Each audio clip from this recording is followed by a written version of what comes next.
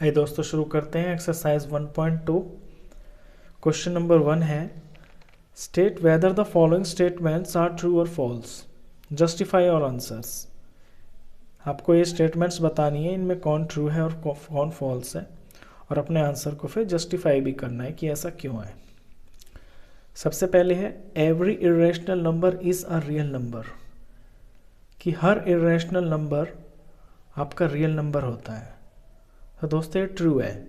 True इसलिए है क्योंकि रियल नंबर के अंदर आपके इरेशनल और रैशनल दोनों आते हैं। तो फर्स्ट पार्ट को मैं लिखूंगा ट्रू।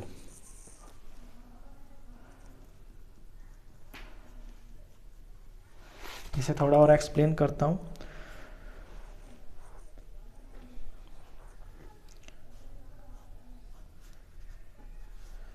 देखिए, ये आपका रियल नंबर है।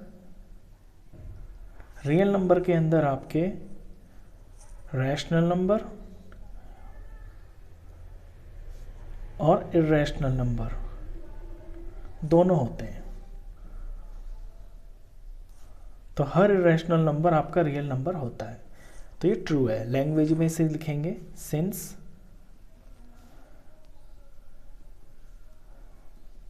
collection of real numbers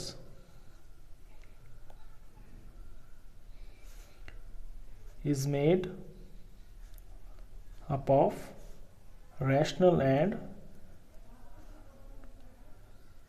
irrational numbers.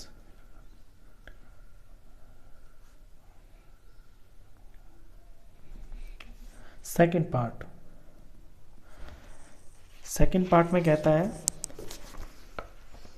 Every point on the number line is of the form root m where m is a natural number, कि नंबर लाइन के ऊपर किसी भी नेचुरल नंबर का जो रूट करेंगे वो आपका इस फॉर्म का होगा। दोस्तों ये बिल्कुल फॉल्स है। इसका रीज़न क्या है मैं एक्सप्लेन करता हूँ आपको।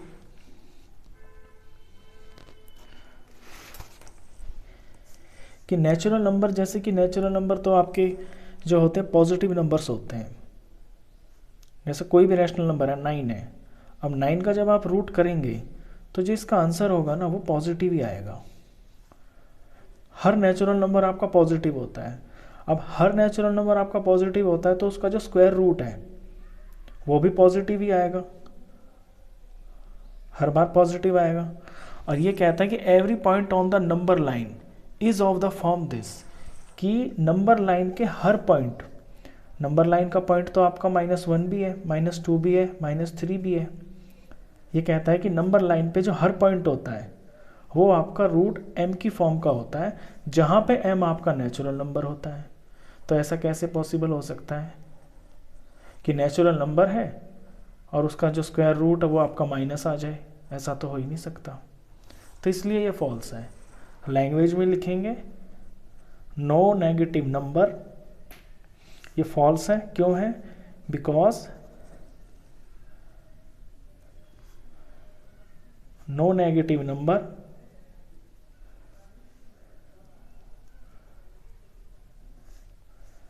Can be the square root of any natural number. बताया ना मैंने आपको, कि किसी भी नेचुरल नंबर का जो स्क्वायर रूट होता है वो कोई नेगेटिव नंबर नहीं हो सकता। चलिए थर्ड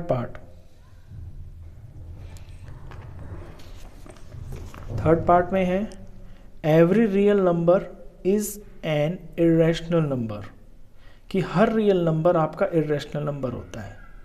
तो ये भी फॉल्स है। और इसको मैं आपको फर्स्ट एग्जांपल से समझा सकता हूँ। यहाँ पे कहते हैं कि एवरी रियल नंबर, यानी कि हर रियल नंबर आपका इरेशनल नंबर होगा। तो रियल नंबर, सारे के सारे जो रियल नंबर होते हैं ना वो आपके इरेशनल नंबर नहीं हो सकते, उनमें रैशनल नंबर भी तो होते हैं, इसलिए ये फॉल्स है। लैंग्वेज में लिखेंगे, आपको एक एग्जांपल दे देंगे। For example 5 is a real number. 5 real number है, बट नॉट इर्रेशनल।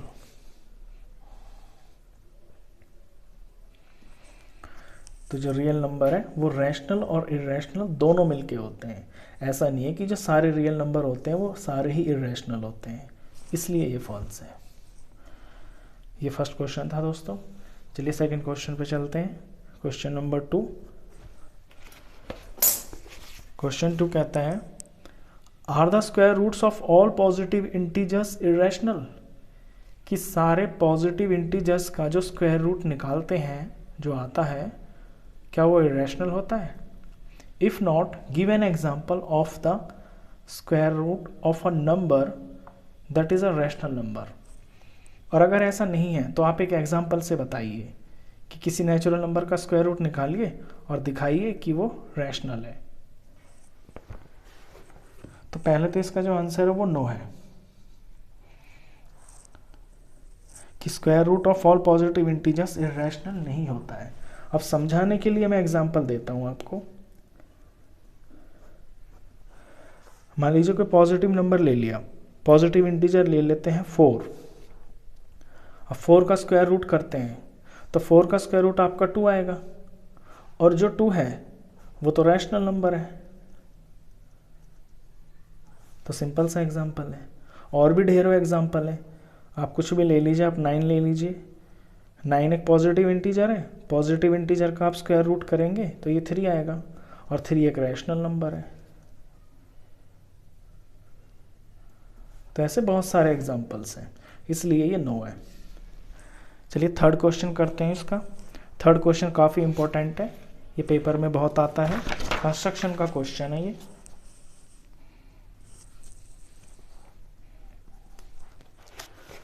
क्वेश्चन है show that √5 can be represented on the number line. आपको दिखाना है कि √5 की जो वैल्यू होती है ना, उसे आप नंबर लाइन पे दिखा सकते हैं। तो चलिए इसे करते हैं।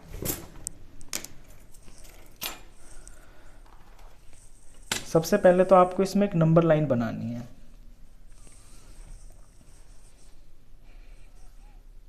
आप इसमें एक नंबर लाइन बनाएंगे, फिर अपने कंपास से इक्वल डिस्टेंस पे इस पे जो पॉइंट्स हैं उन्हें मार्क करेंगे। कोई भी वैल्यू ले लीजिए कंपास पे, अपनी मर्जी से कितना भी खोल लीजिए नॉर्मल, और फिर इक्वल डिस्टेंस पे इन्हें लगाइए।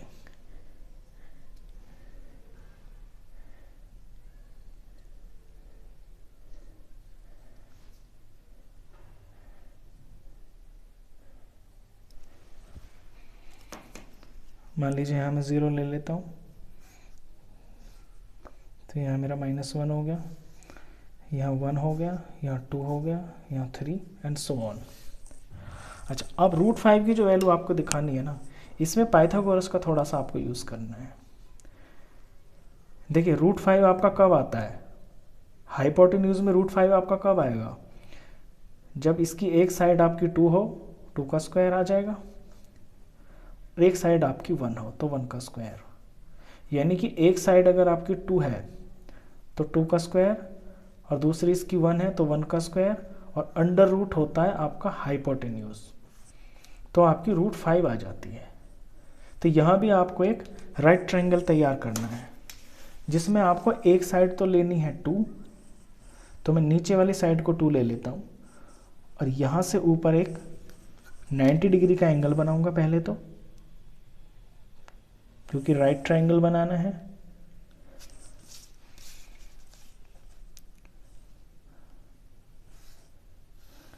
ये मैंने राइट एंगल बनाया। अब इसके ऊपर जो मुझे वैल्यू लेनी है वो एग्जैक्टली यही लेनी है जितना मैंने यहाँ नाप के किया था। इसको जितना 1 मेरा ये है ना, ये इतना ही होना चाहिए इसके ऊपर भी, इस तरह से।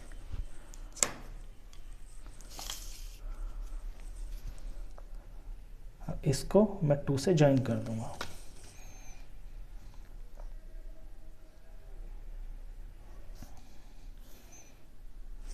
इसको 2 से ज्वाइन किया तो ये मेरा राइट ट्रायंगल तैयार हो गया, जिसमें ये साइड मेरी 2 है और ये वाली साइड मेरी 1 है, 1 यूनिट और ये 2 यूनिट। तो पाइथागोरस थ्योरम के अकॉर्डिंग इसका जो हाइपोटेन्यूज है वो तो √5 होगा, यानी इस लाइन की जो लंबाई है ना वो √5 की वैल्यू के बराबर है। अब इस हाइपोटेन्यूज को मैं अपने कंपास के ऊपर ले लेता हूँ, इस मेजरमेंट को।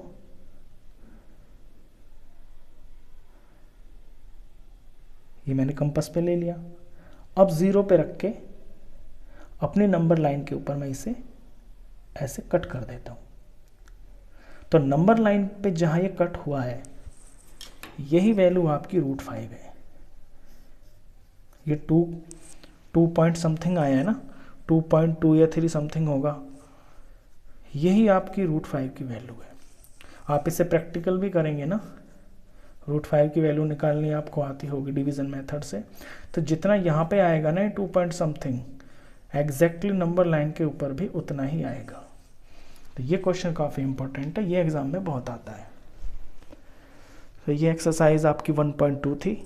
ये तीनों क्वेश्चन आई होप आपको बहुत अच्छे से समझ में आए होंगे। वीडियो अच्छा लगा हो तो प्लीज़ इसे लाइक कर देना, और 9th क्लास का कंप्लीट मैथ्स पढ़ने के लिए आप इस चैनल को भी सब्सक्राइब कर देना। Thank you.